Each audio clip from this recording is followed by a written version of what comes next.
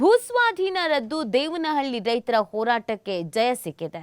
1777 ಎಕರೆ ಸ್ವಾಧೀನಕ್ಕೆ ಕೈಬಿಟ್ಟ ಸರ್ಕಾರ, ರೈತರೇ ಕೊಟ್ರೆ ಪಡಿತೀವಿ ಅಂತ ಸಿಎಂ ಹೇಳಿದ್ದಾರೆ. 3 ವರ್ಷದ ಚಳುವಳಿಗೆ ಇದೊಂದು ದೊಡ್ಡ ಗೆಲುವು ಸಿಕ್ಕಿರುವಂಥದ್ದು. ಹೋರಾಟವನ್ನು ನಿರಂತರವಾಗಿ ರೈತರು ಮಾಡ್ಕೊಂಡು ಬರ್ತಾ ಇದ್ರು. ಈ ಸಂದರ್ಭದಲ್ಲಿ ರೈತರ ಹೋರಾಟಕ್ಕೆ ಕೊನೆಗೂ ಕೂಡ ಸರ್ಕಾರ ಒಪ್ಕೊಂಡಿದ್ದು, ಸಮ್ಮತಿಯನ್ನು ಕೊಟ್ಟಿದ್ದು ಹೆಮ್ಮೆಯ ವಿಚಾರ.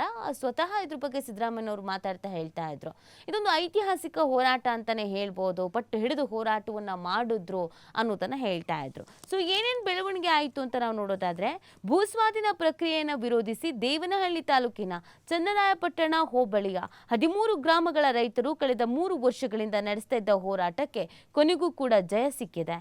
ಈ ಗ್ರಾಮಗಳಲ್ಲಿನ ಭೂಸ್ವಾಧೀನ ಪ್ರಕ್ರಿಯೆಯನ್ನು ಸಂಪೂರ್ಣವಾಗಿ ಕೈಬಿಟ್ಟಿದ್ದೇವೆ. 1777 ಎಕರೆ ಭೂಸ್ವಾಧೀನ ಸಂಬಂಧ ಹೊರಡಿಸಲಾಗಿದ್ದ ಅಂತಿಮ ಅಧಿಸೂಚನೆಯನ್ನು ರದ್ದುಗೊಳಿಸಲಾಗಿದೆ ಅಂತ ಮುಖ್ಯಮಂತ್ರಿ ಸಿದ್ದರಾಮಯ್ಯನವರು ತಿಳಿಸಿದ್ದಾರೆ. ರೈತರು ಸ್ವಯಂ ಪ್ರೇರಿತರಾಗಿ ಜಮೀನು ಕೊಡೋಕೆ ಮುಂದೆ ಬಂದಲ್ಲಿ ಜಮೀನುಗಳನ್ನು ಒಪ್ಪಂದದ ಮೇರೆಗೆ ತೆಗೆದುಕೊಳ್ಳುತ್ತೇವೆ ಅಂತ ಹೇಳಿದ್ದಾರೆ. ಮಂಗಳವಾರ ವಿಧಾನಸೌಧದ ಸಮ್ಮೇಳನ ಸಭಾಂಗಣದಲ್ಲಿ ರೈತ ಮುಖಂಡರು, ವಿವಿಧ ಸಂಘಟನೆಗಳ ಮುಖಂಡರು ಹಾಗೂ ಸಂಬಂಧಪಟ್ಟ ಅಧಿಕಾರಿಗಳೊಂದಿಗಿನ ಸಭೆಯ ಬಳಿಕ ಸುದ್ದಿಗೋಷ್ಠಿಯಲ್ಲಿ ಈ ವಿಷಯವನ್ನ ಪ್ರಕಟಿಸಿದ್ದಾರೆ. ಬೇರೆಡೆ ಅನ್ವಯ ಇಲ್ಲ ಅನ್ನೋದನ್ನು ಕೂಡ ಇದೇ ಸಂದರ್ಭದಲ್ಲಿ ತಿಳಿಸಿದ್ದಾರೆ. ರೈತರು ವ್ಯವಸಾಯ ಮಾಡಲಿ ಎಂದು ಜಮೀನು ಉಳಿಸುವ ತೀರ್ಮಾನ ಕೈಗೊಳ್ಳಲಾಗಿದೆ.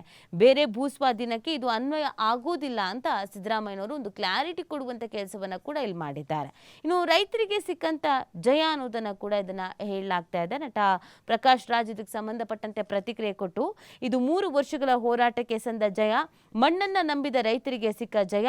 ಸಿಎಂ ಸಿದ್ದರಾಮಯ್ಯನವರು ನಮ್ಮ ನಂಬಿಕೆಯನ್ನು ಹುಸಿಗೊಳಿಸಲಿಲ್ಲ ಅಂತ ಇದೇ ಸಂದರ್ಭದಲ್ಲಿ ಹೇಳಿದ್ದಾರೆ. ಸೊ ನಿರಂತರವಾಗಿ 3 ವರ್ಷಗಳಿಂದಲೂ ಕೂಡ ಹೋರಾಟವನ್ನ ಮಾಡಲಾಗ್ತಾ ಇತ್ತು. ನಾವೇನಾದ್ರು ಭೂಮಿಯನ್ನು ಕಳ್ಕೊಂಡ್ವಿ ಅಂತ ಅಂದರೆ ನಾವು ಹೇಗೆ ಇಲ್ಲಿ ಜಮೀನನ್ನು ಕೆಲಸ ಮಾಡೋದಕ್ಕಾಗತ್ತೆ, ಕೃಷಿ ಮಾಡೋದಕ್ಕಾಗತ್ತೆ, ಕೃಷಿ ಬೆಳೆಯೋದಕ್ಕಾಗಲ್ಲ, ಇದರಿಂದ ತೀವ್ರ ಸಮಸ್ಯೆ ಆಗತ್ತೆ. ಮೊದಲೇ ಯಾರು ಕೃಷಿ ಮಾಡ್ತಾ ಇಲ್ಲ ಅಂಥದ್ರಲ್ಲಿ ಇರೋ ಜಾಗವನ್ನು ಕೂಡ ಈ ರೀತಿಯಾಗಿ ಸ್ವಾಧೀನ ಮಾಡ್ಕೊಂಡ್ಬಿಟ್ರೆ ತೀರಾ ಕಷ್ಟ ಆಗತ್ತೆ ಅಂತ. ಸೊ ಇದಕ್ಕೆ ಸಂಬಂಧಪಟ್ಟಂತೆ ಚರ್ಚೆಗಳಾಗಿತ್ತು, ಮುಕ್ತವಾಗಿ ಮಾತನಾಡಲಾಗಿತ್ತು, ಅಳೆದು ತೂಗಿ ನಿರ್ಧಾರವನ್ನು ತೆಗೆದುಕೊಳ್ಳಲಾಗಿದೆ. ರೈತರ ಪರವಾಗಿ ಈ ಒಂದು ನಿರ್ಧಾರವನ್ನು ತೆಗೆದುಕೊಂಡಿರೋದು ಇದು ಕೂಡ ಈಗ ಸಹಜವಾಗಿ ಎಲ್ರಿಗೂ ಖುಷಿ ತರಿಸ್ತಾ ಇದೆ.